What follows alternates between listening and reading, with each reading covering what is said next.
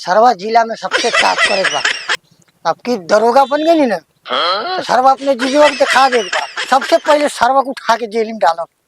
बहुत हमके अपाहिज के ताना मार सरवा छोड़ब ना।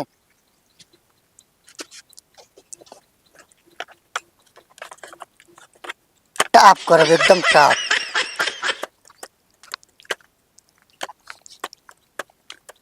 कहाँ बात सरवा बात तोर बोहिन चोदोरे कंप्यूटर चलावत रे ई का हुई। दरोगा के परीक्षा निकल बने वही तैयारी करतनी। ये सरवा है विकलांग को पुलिस में भर्ती हुई स जैसे सार हो गई ना हैं तो तो के मारत मारत तो इन लोग को पम विकलांग बना दे।